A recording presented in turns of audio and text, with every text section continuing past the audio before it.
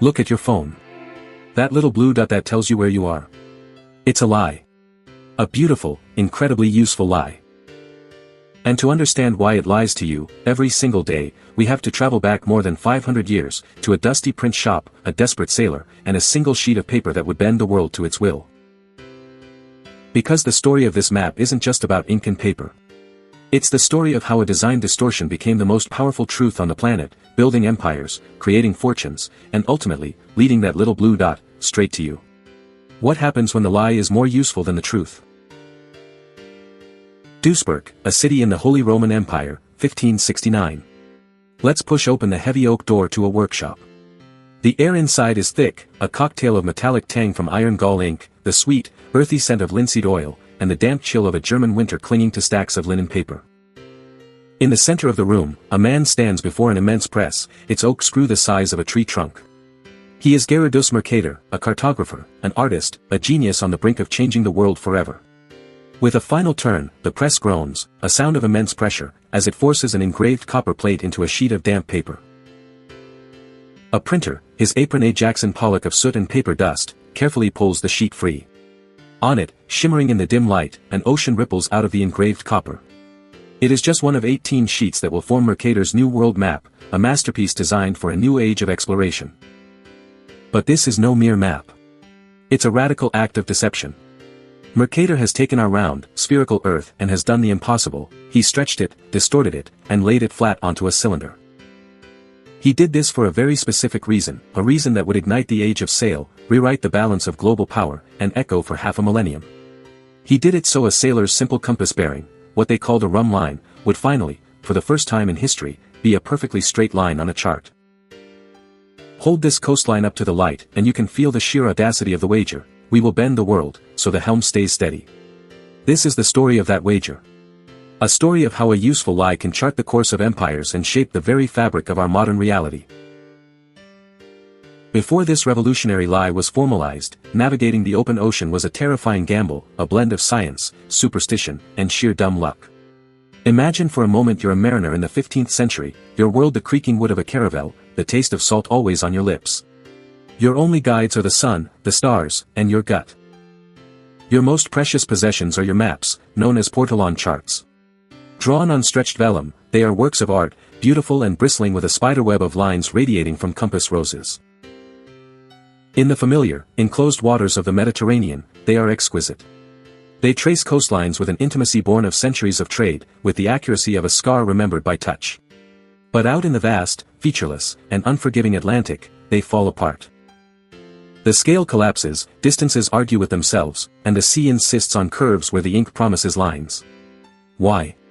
Because you are sailing on a globe, a sphere, but your chart is stubbornly flat.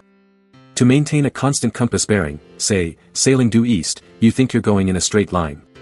But on a sphere, you're actually tracing a gentle spiral towards the nearest pole. It's a curve known as a loxodrome or, more simply, a rum line.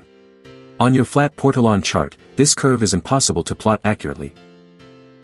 So, every day is a desperate battle of improvisation. You practice dead reckoning, which is just a fancy term for educated guessing. You throw a piece of wood tied to a rope, a chip log, off the stern and count how fast the knots in the rope unspool as a sandglass runs out. That's your speed. Then you guess your direction based on your compass and the winds. After a few days of this, in a storm, your calculated position could be hundreds of miles from your actual one. Getting lost wasn't an inconvenience, it meant starvation, scurvy, mutiny, and economic ruin for the merchants who funded your voyage. Then, a ghost from the ancient world reappears, a whisper from a library in Alexandria. Ptolemy's Geography, a text from the 2nd century AD, is rediscovered, translated, and, thanks to the new printing press, widely distributed in 1477. Suddenly, the revolutionary idea of a latitude-longitude grid is back in European hands. It's a conceptual breakthrough, a way to give every point on Earth a unique address. But in practice, it's a mess. The projections, the various mathematical methods of flattening the globe's surface, varied like local dialects. There was no standard. Ptolemy's own projection, for instance, badly distorted the shape of Scotland and made the Indian Ocean look like an inland lake. Navigation remained a dangerous art form, not a science. This is the chaotic world Gerardus Mercator seeks to conquer, not with a sword, but with mathematics and a razor-sharp engraving tool called a burin. His move in 1569 is as deliberate and as world-changing as a surgeon's first incision. His objective is brilliantly simple: make those rum lines, those paths of constant compass bearing, plot as perfectly straight lines. This would allow a helmsman to do something that sounds simple to us but was a holy grail for them: connect their departure and destination with a ruler, read the single, constant bearing from a compass rose, and just follow it. No more complex trigonometric pennants in the middle of a hurricane. His method was a stroke of pure genius, a conformal cylindrical projection. Imagine wrapping a cylinder of paper around a translucent globe, with a light bulb at the very center. The continent's shadows project onto the paper. Now, unroll the paper, and you have a cylindrical map. But Mercator's math was far more sophisticated. To make the rum line straight, he had to preserve the angles of intersection between longitude and latitude lines exactly as they are on the globe. This property is called conformality. And to achieve it, he had to progressively stretch the map vertically, the further he moved from the equator, in precise mathematical proportion to the horizontal stretching that was already happening. The trade-off was immense. This useful lie required a massive sacrifice of geographical truth. On his map, areas are wildly, comically distorted. Greenland, which in reality is smaller than the Democratic Republic of Congo, swells to the size of a boast, looking as large as all of Africa. Alaska looks bigger than Mexico. Europe appears to be the center of the world, while countries near the equator look shrunken. But for the user, the 16th century sailor, this was a perfect bargain. Who cares about the true size of Greenland when you can get your cargo of precious spices from Lisbon to the Indies without smashing into an uncharted reef? For navigation, angle beats area every time when your life and your fortune are on the line. Rum lines became straight, immutable law. The impact was immediate, explosive, and history-altering. Suddenly, Dutch, English, and Iberian pilots could lay a ruler on the sea itself. Courses that took hours of complex, error-prone calculation could now be drawn in minutes, by candlelight, in a rocking ship's cabin. Confidence soared. Risk plummeted. The great, brutal machine of colonial expansion and global trade now had its operating system. Cargoes, claims, and empires grew fat on the mathematical certainty of these straight lines. But even a straight line, especially one drawn on a map, can split the world. Decades before Mercator perfected his projection, another kind of line was drawn, a line not of utility, but of pure, earth-shattering power. In 1494, in the Spanish town of Tordesillas, representatives of Spain and Portugal, with the blessing of Pope Alexander VI, swung a papal sword through the Atlantic Ocean. The Treaty of Tordesillas established a meridian of longitude 370 leagues west of the Cape Verde Islands. Everything unchristian to the west of that line was Spain's to claim and conquer, everything to the east was Portugal's. It was one of the most audacious, arrogant acts of cartographic hubris in human history. There was just one, tiny, monumental problem: they lacked the one instrument that would have turned that stroke of a quill into a measured, enforceable cut. They couldn't accurately measure longitude. Think about it. Latitude was relatively easy, you could measure the angle of the sun at high noon or the height of the pole star at night. But longitude is a function of time. To know how far east or west you are of your home port, you need to know the time back at that port and compare it to the local time where you are, which you can determine by the sun's position. Every hour of difference equals 15 degrees of longitude. And in the 15th century, there was no clock on Earth that could keep accurate time on a pitching, rolling, tempest-tossed ship. Pendulum clocks were useless. So the Tordesillas meridian floated on guesswork. That imaginary line drifted with every voyage's error, with every captain's estimate. This is not a small detail, it's the reason an entire continent speaks a different language.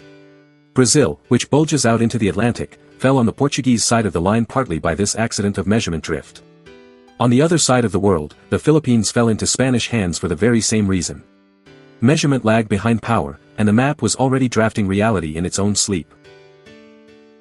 The 18th century became utterly obsessed with solving this invisible, world-defining problem.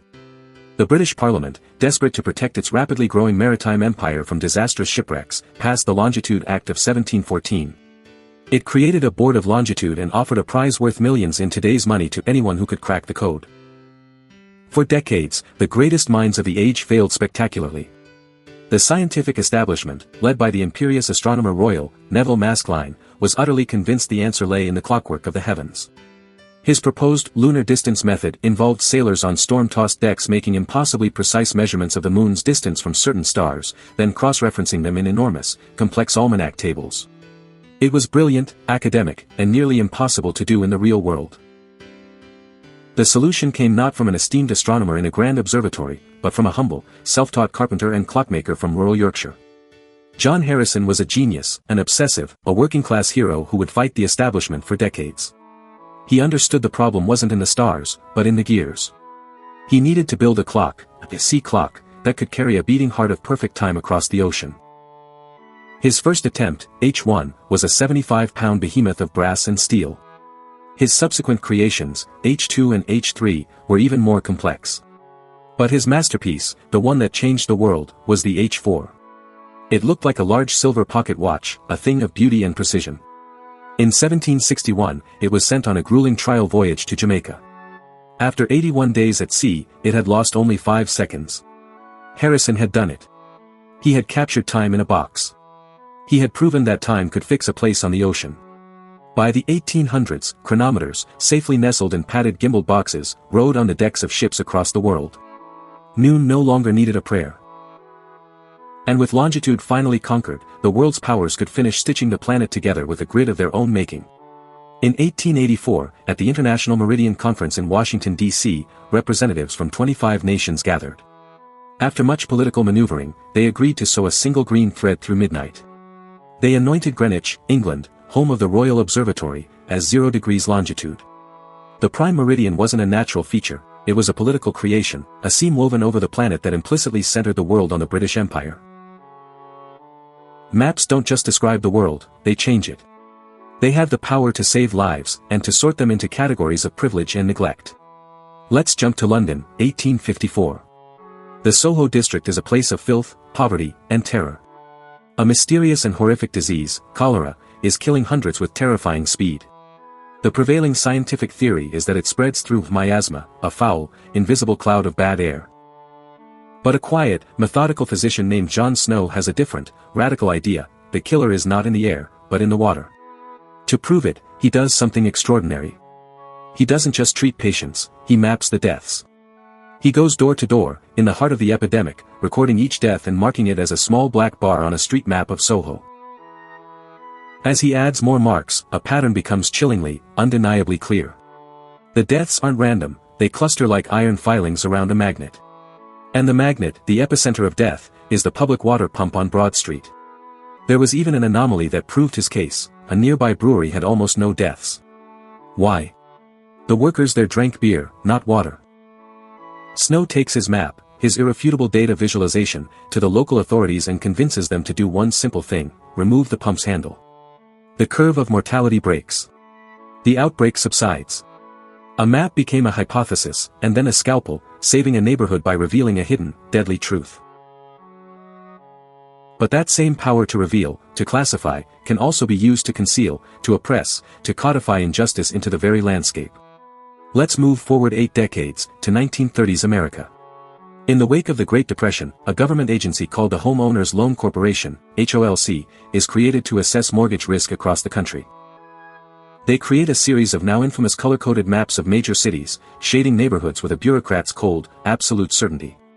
Green for best, blue for still desirable, yellow for definitely declining, and a damning, toxic red for hazardous. This is the origin of the term redlining.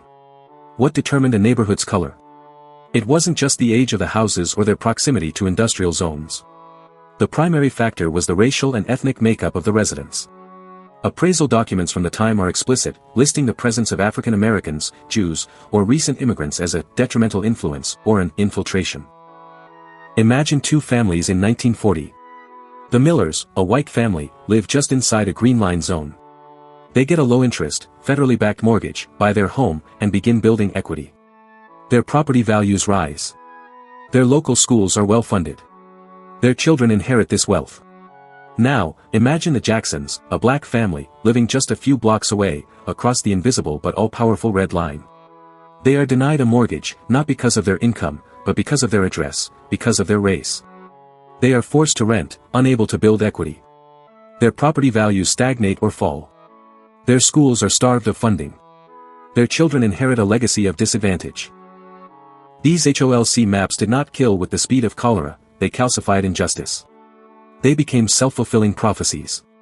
The lines on the map didn't just reflect reality, they created it. The flow of capital, of opportunity, of generational wealth, was systematically routed around entire communities, all because of a few strokes of color on a map. A map used as an administrative weapon, whose devastating effects are still measurable in the wealth and health disparities of American cities today. Then, the blue dot arrives. The story of its birth begins in the Cold War, a direct result of the space race and the fear sparked by the Soviet launch of Sputnik. The US military needed a godlike ability to guide its nuclear submarines and long-range bombers with pinpoint accuracy anywhere on Earth. The answer was a constellation of satellites called the Navigation Satellite Timing and Ranging System, or NavStar. We know it as GPS. The first bird was launched in 1978. By the mid-1990s, the full constellation of 24 satellites was humming in medium Earth orbit, 20,000 kilometers above us, each one a technological marvel. For years, the military intentionally degraded the signal for civilian use with a feature called selective availability, introducing random errors to prevent adversaries from using the system against them. But on May 2, 2000, in a move that would truly launch the digital age, that switch was flipped off. Civilian GPS accuracy snapped into focus overnight, going from 100 meters to about 10 meters. Suddenly, everyone could know exactly where they were. How does it actually work? It is both simpler and more mind-bending than you can imagine. Think of it as sound ranging in reverse. Your phone's receiver is an incredibly sensitive listener. It listens for signals from at least 4 GPS satellites at once. Each satellite broadcasts a constant stream of data, its exact position in orbit and the exact time the signal was sent. That time is measured by astonishingly precise atomic clocks on board, clocks that lose only 1 second every 100,000 years. Your phone measures the tiny delay between when the signal was sent and when it was received, and from that, it calculates its distance to each satellite. By trilaterating these distances from multiple satellites, it solves for your precise position on a mathematical model of the Earth called the WGS-84 ellipsoid. But here's the truly mind-blowing part: GPS would not work without Einstein's theory of relativity. The clocks on the satellites tick slightly faster than clocks on the ground due to general relativity, less gravity, and slightly slower due to special relativity, their high speed. Without constantly correcting for these relativistic effects, the system would accumulate errors of about 10 kilometers every single day, making it useless. Your blue dot is a daily, practical proof of Einstein's genius. And it's constantly correcting itself. When the open sky is stingy, like in a city canyon, a GPS, or assisted GPS, gets a whisper of your location from nearby cell towers and Wi-Fi beacons. A complex algorithm called a Kalman filter acts like a brain, smoothing your stumbles and GPS wobbles into a clean, continuous path. It's a silent, invisible symphony of physics and code, all happening in your pocket, all to give you that magical blue dot. And the map on the screen you pinch and zoom? The one you use for Google Maps, Apple Maps, Uber, nearly every navigation app. It's called Web Mercator. Officially, its designation is EPSG 3857. It became the default for all online maps in the mid-2000s because it has a unique property perfect for the internet. The world fits into a perfect square, which makes it incredibly easy for servers to chop it up into the 256 by 256 pixel square, slippy tiles that load seamlessly as you pan and zoom. And what is Web Mercator based on? You guessed it. It's Gerardus Mercator's 500-year-old useful lie, now the fundamental scaffolding of your daily commute. It still preserves angles for tidy navigation. It still wildly sacrifices the accuracy of area. That same distortion that made Greenland swell now lives on your phone, a cartographic ghost in the machine. Do you see the pattern here? Every map is a bargain. A negotiation with reality. You trade area for angle, distance for direction, absolute truth for immediate utility. And whoever profits most from that utility, whether it's a 16th century empire seeking spices, a 19th century public health official fighting disease, a 20th century mortgage lender enforcing segregation, or a 21st century advertising platform targeting your location, accrues immense power. This is our species' blueprint: we survive by simplification. We need to draw straight lines through a messy, chaotic world. The danger isn't the lie itself, the danger is forgetting we chose it, forgetting to ask what was traded away in the bargain. Today's cartography is still bending the world to service, but the lines are now drawn in code and executed by algorithms. The Web Mercator projection runs beneath your rideshare app. Digital geofences draw invisible rings around shopping districts, triggering ads on your phone as you cross them. Isochrone maps, which show how far you can travel in a certain amount of time, are used by companies to decide which neighborhoods get 30-minute pizza delivery and which learn patience. Political districts are gerrymandered with geographic information systems to predetermine election outcomes. These digital tools don't merely describe the world, they actively draft it, issuing coordinates that money, resources, and power obey. Surge pricing on Uber respects the hard polygonal borders of a surge zone more than the people inside them. Property values still echo the old red strokes of the HOLC maps.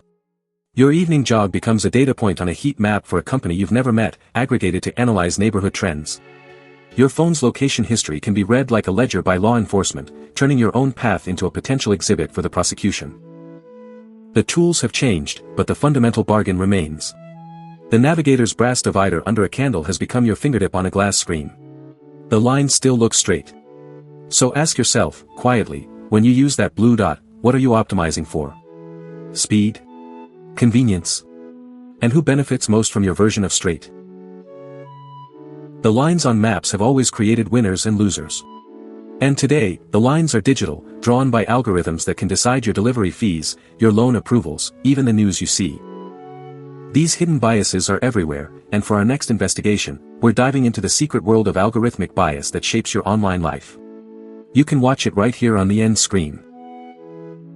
But first, a simple question to get us started: what's one invisible line that affects your daily life? Is it a school district boundary? A zip code that changes your insurance rates? A delivery zone you live just outside of? Drop your answer in the comments below. And if you believe these hidden lines need to be exposed, subscribe and join the investigation.